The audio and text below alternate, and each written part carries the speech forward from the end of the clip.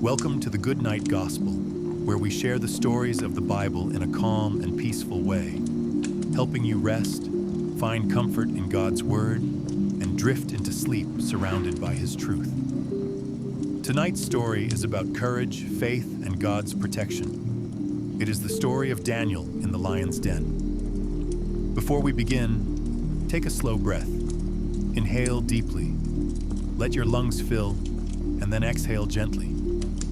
Allow your body to relax. Let the noise of the day fade into the background. As you listen, imagine yourself resting under God's hand, safe and at peace, just as Daniel was when he faced lions and yet trusted fully in the Lord. A time of exile. The story of Daniel in the lion's den takes place during a time of exile. The people of Judah, Daniel's people, had been conquered. Their city, Jerusalem, had been destroyed. The temple, the holy place where God's name had dwelt, was left in ruins. The people had been carried far away, hundreds of miles from their homeland, into Babylon, the land of their conquerors. Daniel was among them. Taken as a young man, perhaps a teenager, he found himself in a foreign land with a foreign tongue, foreign customs, and foreign gods. Yet from the very beginning, Daniel set his heart to remain faithful to Yahweh, the God of Israel. As the years passed, kings rose and fell. Empires shifted. Babylon, mighty and proud, was conquered by the Medes and Persians. Yet Daniel remained. Through it all, he served faithfully in the courts of kings. From Nebuchadnezzar to Belshazzar, and now under Darius the Mede, Daniel's reputation endured. The great empire of Persia. Imagine the Persian Empire in those days. It stretched across vast lands, east to India, west to the Mediterranean, north into the mountains, and south into deserts. Peoples of many nations, languages, and traditions lived under its rule. Palaces of stone and marble housed kings. Markets bustled with trade, spices, gold, fabrics, and treasures from faraway places. Soldiers patrolled the cities, loyal to the king. And above all was the law of the Medes and Persians, a law that once written could not be changed. King Darius was placed over this empire. He organized it with wisdom, setting governors over regions and presidents over them to ensure order and loyalty. Among those chosen was Daniel. Though in exile, though far from Jerusalem, Daniel's integrity and wisdom were so remarkable that even foreign kings trusted him. Daniel's character. By this time, Daniel was no longer young. He was advanced in years, perhaps in his 70s or even 80s. Yet his spirit had not grown dim. His devotion to God had not wavered. He still prayed 3 times a day with his window open toward Jerusalem, remembering the city of his fathers, remembering the covenant of his God. Those who watched him saw a man of peace, a man of strength, a man whose wisdom seemed to flow from another source. Scripture says in Daniel chapter 6, verse 3, "Then this Daniel was distinguished above the presidents and the local governors, because an excellent spirit was in him.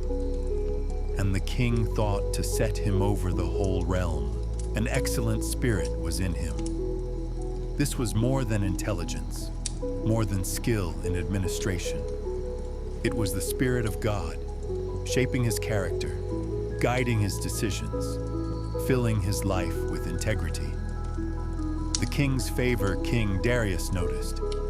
He planned to set Daniel over the entire kingdom, second only to himself. In a vast empire with countless officials, Daniel, the exile from Judah, rose above them all. The king's trust was not easily given, yet Daniel had earned it. But favor often brings jealousy, and Daniel's rising honor stirred resentment among the other officials. A pause for reflection. As you rest, think about this. Daniel's faithfulness in small things prepared him for greater things. From his youth in Babylon to his old age in Persia, he remained true to God. Even in a foreign land, surrounded by those who did not know Yahweh, Daniel's integrity shone. Let that encourage you tonight. No matter where you are, no matter how far from home you may feel, God sees your faithfulness. He honors the heart that remains steadfast. Take another slow breath. Inhale gently. Exhale slowly. Let your heart rest in the knowledge that the same God who sustained Daniel sustains you even now. Daniel in the lion's den. Daniel's rise and jealousy. The Persian Empire stretched wide, covering lands from horizon to horizon. Its rulers knew that such vast territory required careful organization. And so, King Darius established governors to oversee the provinces and presidents to oversee the governors. Among the 3 presidents chosen, Daniel stood out most of all. In Daniel chapter 6, verse 3, "Then this Daniel was distinguished above the presidents and the local governors, because an excellent spirit was in him.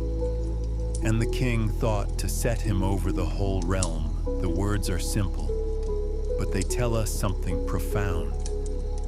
Daniel's life was marked by excellence, not by accident, not by ambition, but by the Spirit of God dwelling in him. Daniel's reputation. Imagine Daniel in the court of Darius.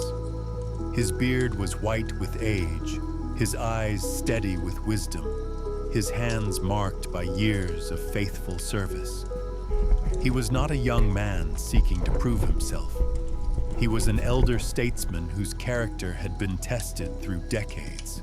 Officials, soldiers, and servants alike knew Daniel as a man of integrity. He did not bend the law for bribes. He did not seek favor through flattery. His words were measured, his judgments just, his spirit calm. The king recognized this and trusted him. So much so that Darius planned to elevate Daniel above all others, placing him over the whole realm. The seed of jealousy. But not everyone celebrated Daniel's favor. In the hearts of the other officials, jealousy grew. They saw his position, his influence, his closeness to the king, and instead of admiring his faithfulness, they resented it. They whispered among themselves in the palace halls, "Why should this exile, this foreigner from Judah, rule over us?" They muttered. "Why should he be favored above men of Persia, above those born to power?" Resentment hardened into envy. Envy hardened into conspiracy, searching for fault. So they began to search. They examined Daniel's work, line by line, report by report. They studied his rulings, his administration, his dealings with the governors under him. They looked for weakness, corruption, negligence, anything to accuse him. But in Daniel chapter 6, verse 4, "Then the presidents and the local governors sought to find occasion against Daniel as touching the kingdom. But they could find no occasion nor fault, because he was faithful. Neither was there any error or fault found in him faithful." That was Daniel's reputation. His service to the king was above reproach. His records were clean. His conduct was blameless. They found nothing. A desperate strategy. At last they admitted defeat in their search.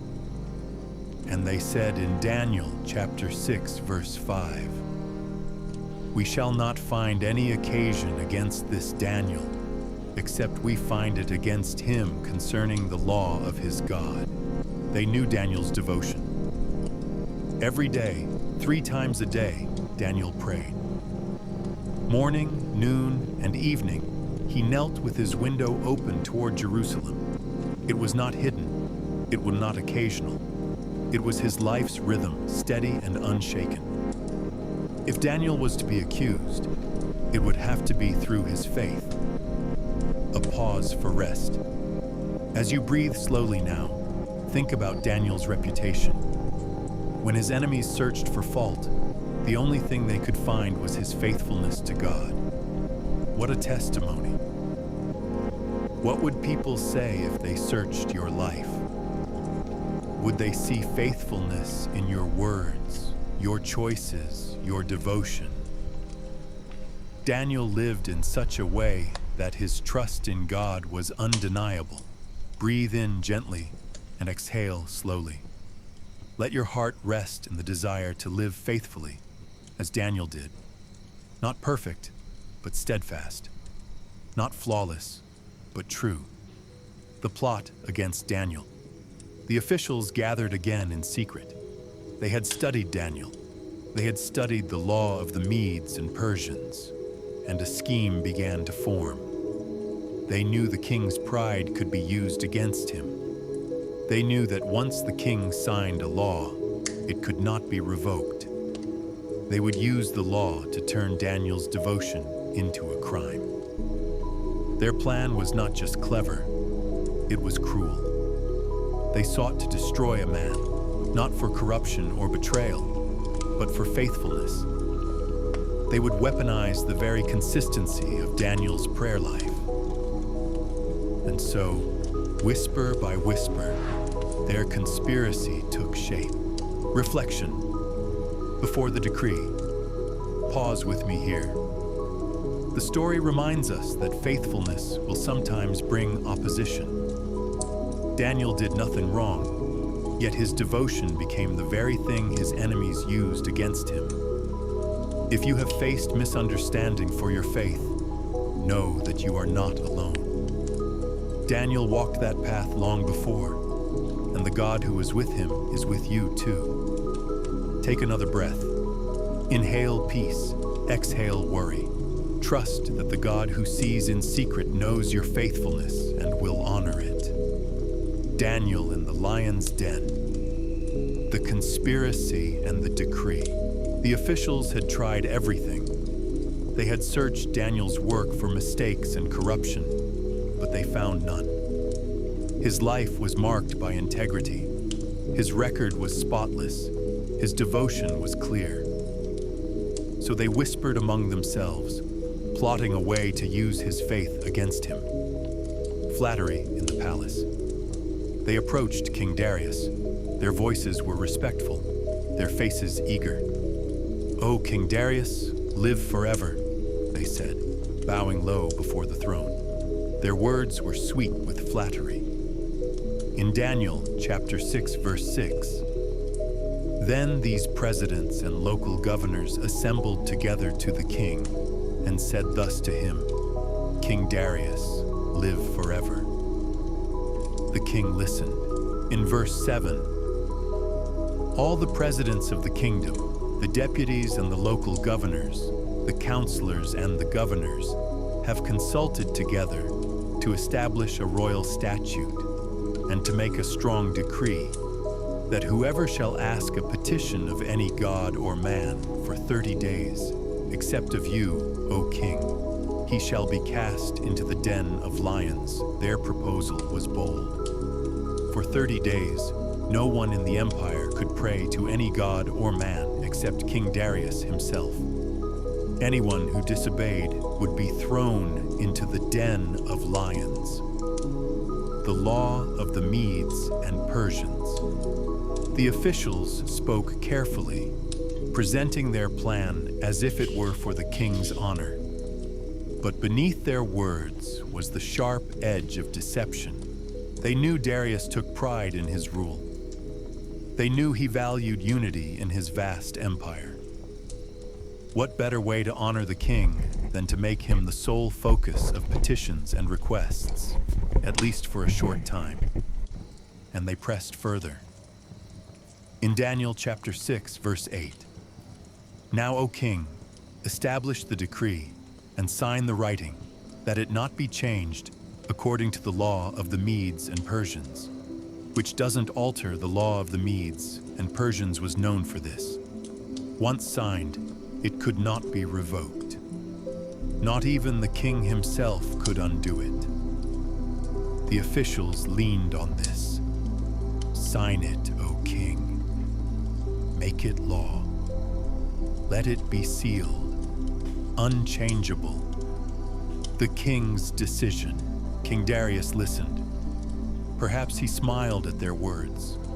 Perhaps he thought the idea a harmless way to strengthen loyalty. For 30 days, the people would look to him alone. The officials bowed, their eyes gleaming with triumph. The king, unaware of their true intent, gave his consent. In Daniel chapter 6, verse 9, "Therefore King Darius signed the writing and the decree. The law was sealed. The trap was set." Daniel's faithful response word of the decree spread quickly through the empire. It reached the officials, who rejoiced in secret. It reached the governors, who repeated it in their provinces. And it reached Daniel. In Daniel chapter 6, verse 10, "When Daniel knew that the writing was signed, he went into his house. Now his windows were open in his room toward Jerusalem, and he kneeled on his knees 3 times a day, and prayed and gave thanks before his God, as he did before." Daniel knew the law. He knew the danger, but his habits did not change. Morning, noon, and evening, he knelt by his window facing Jerusalem. He prayed. He gave thanks. He sought God's face, just as he had always done. His devotion was steady, unchanged by threat or fear. He had prayed when free. He would pray when forbidden. His loyalty was first and always to the Lord. The officials watched. The conspirators were waiting. They knew where Daniel would be. They knew when he would pray. They gathered quietly outside his home, peering through the open window. And there he was, kneeling, praying, lips moving in thanksgiving to Yahweh. In Daniel chapter 6, verse 11, "Then these men assembled together and found Daniel making petition and supplication before his God." They had their evidence. Their scheme had worked. They hurried to the palace, reporting to the king. "O king," they began, their voices urgent but respectful, "did you not sign a decree that every man who shall make a petition of any god or man within 30 days, except of you, O king, shall be cast into the den of lions?" The king replied, "The thing is true, according to the law of the Medes and Persians, which cannot be altered." Then they sprang their trap. "That Daniel, who is of the exiles from Judah, pays no attention to you, O king, nor to the decree that you have signed. He makes his petition 3 times a day." The words struck like a hammer. Daniel, the trusted advisor, the faithful president, accused of disobeying the royal decree. The king's distress in Daniel chapter 6, verse 14. Then the king, when he heard these words, was very displeased, and set his heart on Daniel to deliver him. And he labored until the going down of the sun to rescue him. King Darius realized too late that he had been tricked. He saw the malice behind the officials' plan, and his heart was grieved. He respected Daniel, even admired him. He wanted no harm to come to him. But the law was sealed. He searched for a loophole, a way to save Daniel. He called his counselors, examined the decree, turned the words over and over. All day he labored, but there was no escape. The officials pressed in, reminding him, Know, O king, that it is a law of the Medes and Persians, that no decree or statute which the king establishes may be changed. Reflection pause. Take a moment here. Notice Daniel's calm faith in contrast to the king's distress. Daniel prayed without fear. The king, with all his power, was powerless to save him. This reminds us, human authority has limits. Even kings cannot undo every law, cannot save from every danger. But God's power is not limited. God's hand is never bound. As you rest tonight, remember, no matter what laws or limits seem to surround you, God's presence cannot be sealed away. His ear is open to prayer. His strength is greater than any decree. Breathe in slowly. Exhale gently. Let your heart rest in that truth. Daniel in the lion's den, Daniel's arrest in the den of lions. The king had labored all day to deliver Daniel, but the law of the Medes and Persians could not be undone. The officials returned, their voices pressing, their faces insistent, in Daniel chapter 6, verse 15. Then these men assembled together to the king and said to the king, "Know, O king, that it is a law of the Medes and Persians, that no decree nor statute which the king establishes may be changed." The words were final. The king could delay no longer. The order given with a heavy heart, King Darius gave the command. Guards were summoned. Daniel was brought before him. In Daniel chapter 6, verse 16. Then the king commanded, and they brought Daniel and cast him into the den of lions. The king spoke and said to Daniel, "Your God whom you serve continually, he will deliver you." These were words of hope, words of faith, perhaps even words of prayer. Darius could not save Daniel. His hands were tied by his own law, but he looked to Daniel's God. He had seen Daniel's faith.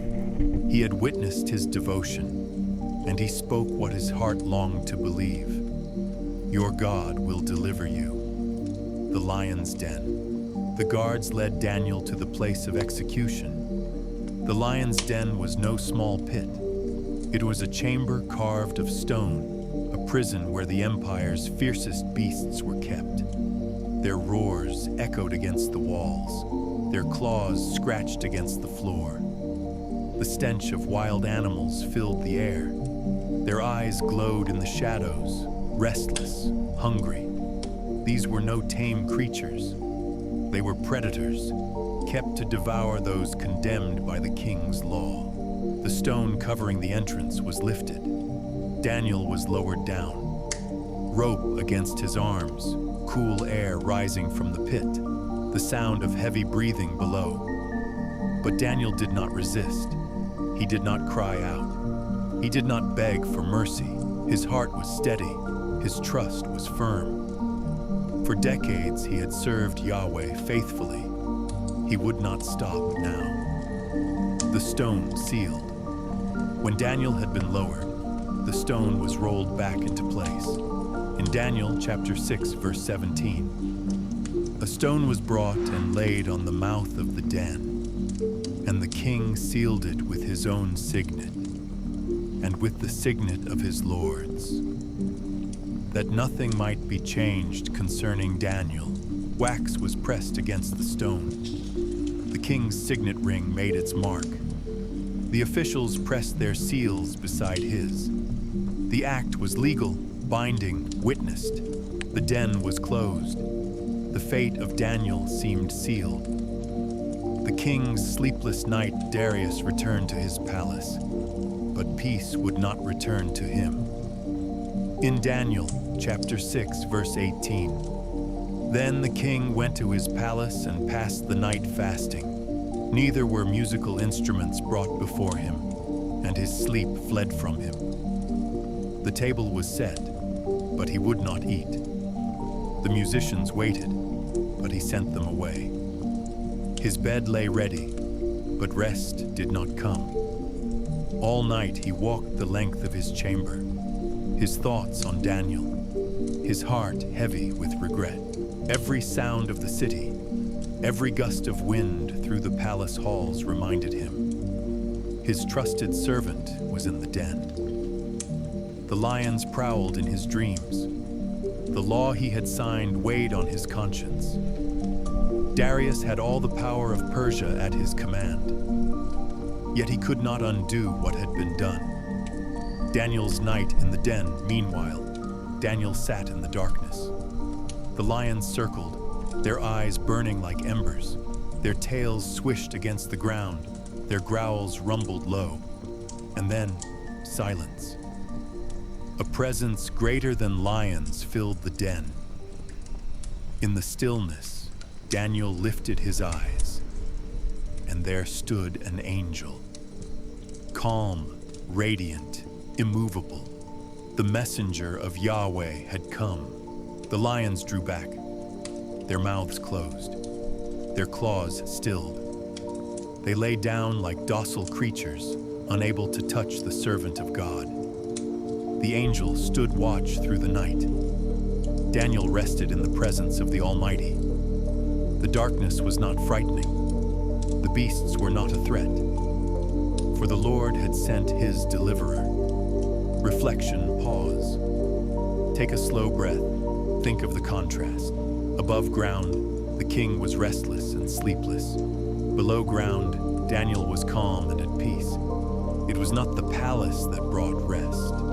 It was not the wealth of Persia that gave peace. True rest was found in God's presence, even in a lion's den. As you lie down tonight, remember, peace does not depend on your surroundings.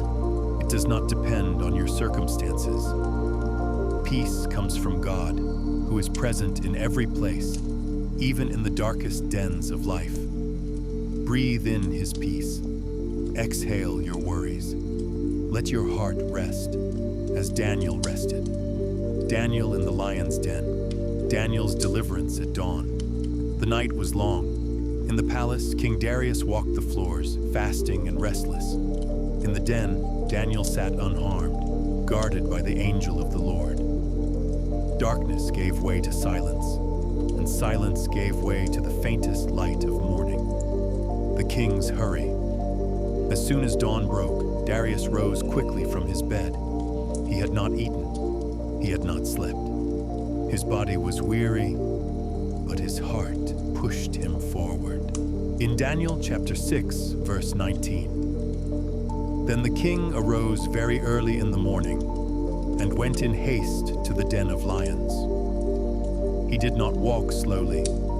He did not send a messenger. He ran.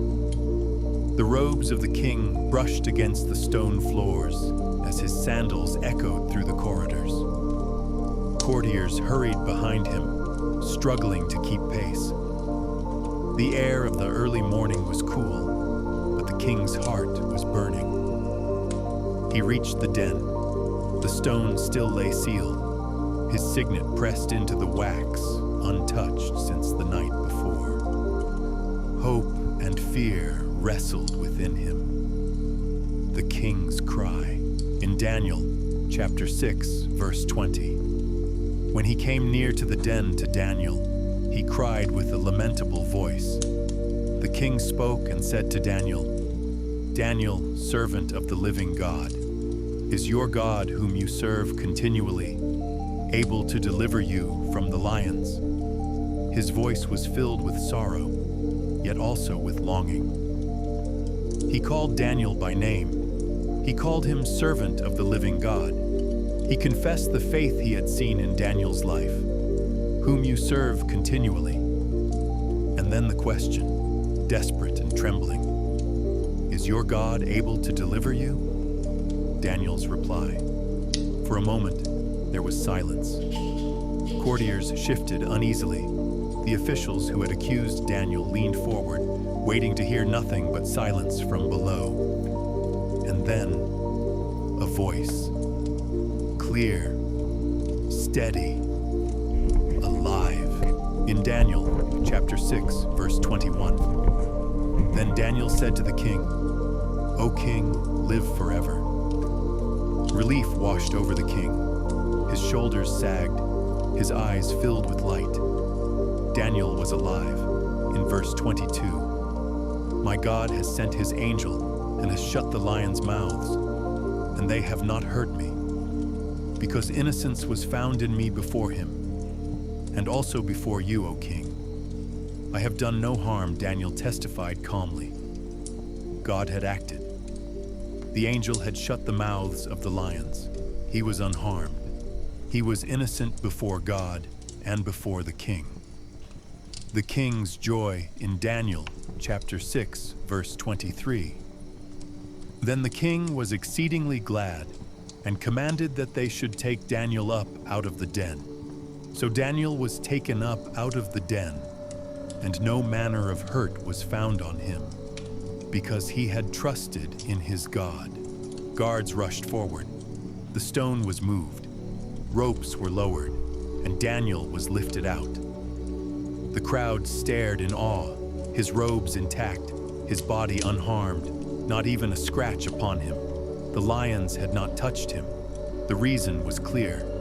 Daniel trusted in his God. The fate of the accusers.